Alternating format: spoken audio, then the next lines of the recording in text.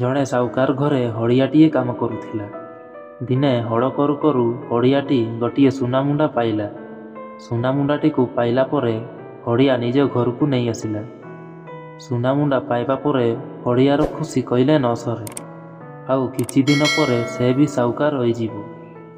ଏହି ଖୁସିରେ ତାର ଗୋଡ଼ ତଳେ ଲାଗୁ ନଥାଏ। ସେଦିନ ବଡ଼ି ଭରୁ ଭରୁ ହଳିଆ ସୁନାମୁଣ୍ଡାଟିକୁ ଏକ ବ୍ୟାଗରେ ପୂରେଇ ସୁନାରୀ ଘର ଅଭିମୁଖେ ଗଲା। ସକାଳୁ ସକାଳୁ ସୁନାରୀ ହଳିଆକୁ ଦେଖି ଆଶ୍ଚର୍ଯ୍ୟ ହୋଇଗଲା।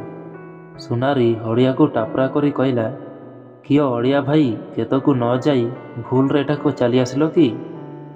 ହଳିଆ କହିଲା, କି କହିବି ସୁନାରୀ ଭାଇ, ମୋର ଏଇ ପୁରୁଣା ସୁନାମୁଣ୍ଡାଟିକୁ ତମ ପାଖକୁ ଓଜନ କରିବାକୁ ଆସିଛି।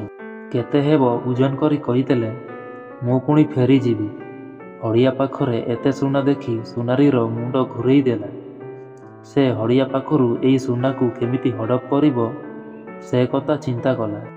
ହଳିଆ ଯେମିତି ସୁନାମୁଣ୍ଡାଟିକୁ ସୁନାରୀକୁ ଦେଇଛି, ସୁନାରୀ ଏଇ ସୁନାମୁଣ୍ଡାଟିକୁ ନେଇ ତାର ସ୍ତ୍ରୀକୁ ଦେଇଥିଲା ଓ ଚୁପଚାପ ତା ନିଜ କାମରେ ଲାଗିଗଲା।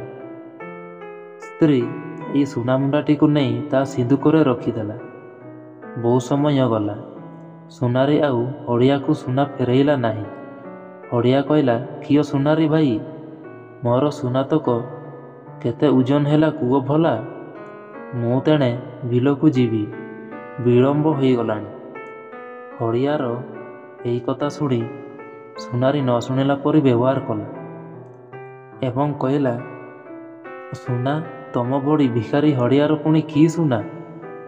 ଯାଅ ଯାଅ ଏଠୁ ପଳେଇ ଯାଅ, ନହେଲେ ପୁଲିସ ଲଗେଇ ତମକୁ ବିଦା କରିଦେବି। ସୁନାରୀର ଏ ଟାଉଟରୀ କଥା ଶୁଣି ହଳିଆର ରାଗ ବଢ଼ିଗଲା। ହଳିଆ କହିଲା, ଶୁଣ ସୁନାରୀ, ମୋ ସାଙ୍ଗରେ ଥଟ୍ଟା କରନି। ମୋ ସୁନାତକ ଫେରେଇ ଦିଅ, ମୁଁ ଚାଲିଯିବି।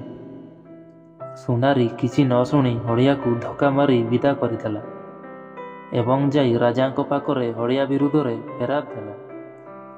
ସୁନାରୀ ରାଜାଙ୍କ ନିକଟକୁ ଯାଇ କହିଲା, ମଣିମା, ଏଇ ଭିକାରୀ ଚତୁର ହଳିଆ ଜଣକ ମୁଆଠକ।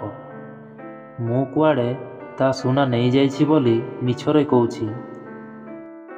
ଏହା କହିବା ପରେ ସେ ମୋ ସ୍ତ୍ରୀ ପ୍ରତି ବଳାତ୍କାର କରିବା ସହିତ ମୋତେ ମାରଧର କରିଛି। ଆପଣ ତାକୁ ଶାସ୍ତି ଦିଅନ୍ତୁ ମଣିମା। ତାର କେଉଁଠୁ ଏତେ ସୁନା ଆସିବ ମଣିମା, ଆପଣ ବିଚାର କରନ୍ତୁ। ହଳିଆ ମଧ୍ୟ ରାଜାଙ୍କ ନିକଟକୁ ଯାଇଥିଲା। ହଳିଆ ରାଜାଙ୍କ ନିକଟକୁ ଯାଇ ତାଙ୍କ କାନରେ ଫୁସଫୁସ କରି କ'ଣ କହିଦେଲା।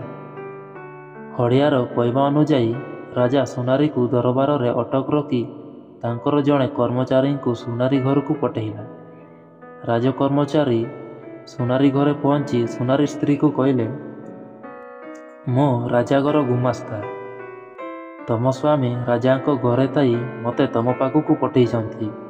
ତମ ସ୍ୱାମୀ ଯେଉଁ ସୁନାମୁଣ୍ଡାଟିକୁ ତମକୁ ରଖିବାକୁ ଦେଇଥିଲେ, ସେଇଟାକୁ ମୋତେ ଦେବାକୁ ତମ ସ୍ୱାମୀ କହିଛନ୍ତି। ତେଣୁ ସେ ମୋତେ ତମ ପାଖକୁ ପଠେଇଛନ୍ତି। ଗୁମାସ୍ତାର ଏଇ କଥା ଶୁଣି ସୁନାରୀର ସ୍ତ୍ରୀ ବିଶ୍ୱାସର ସହିତ ତାଙ୍କୁ ଏଇ ସୁନାମୁଣ୍ଡାଟିକୁ ଦେଇଦେଲା। ଗୁମାସ୍ତା ଏଇ ସୁନାମୁଣ୍ଡାଟିକୁ ଧରି ରାଜଦରବାରରେ ପହଞ୍ଚିଲା। ଗୁମାସ୍ତା ହାତରୁ ସୁନାମୁଣ୍ଡା ଦେଖି ରାଜା ଆଶ୍ଚର୍ଯ୍ୟ ହୋଇଗଲେ। ହଳିଆ ତାର ସୁନାମୁଣ୍ଡାଟିକୁ ଚିହ୍ନି ପାରିଲା ଏବଂ ସୁନାରୀ ଇଆ ଦେଖି ତାର ଅକଲଗୁଡୁମ ହୋଇଗଲା। ରାଜା ସବୁ କଥା ଜାଣିପାରିଲେ। ସୁନାରୀ ମଧ୍ୟ ତାର ଦୋଷ ମାନିଲା। ରାଜା ରାଗିଯାଇ ସୁନାରୀକୁ ଶୁଳିରେ ବସେଇ ଦେଲେ ଏବଂ ହଳିଆର ବୁଦ୍ଧି ପାଇଁ ତାଙ୍କୁ ତାଙ୍କର ମନ୍ତ୍ରୀ କରେଇ ଦେଲେ। ହଳିଆ ତାର ନିଜ ବୁଦ୍ଧି ପାଇଁ ରାଜାଙ୍କର ମନ୍ତ୍ରୀ ହୋଇପାରିଲା।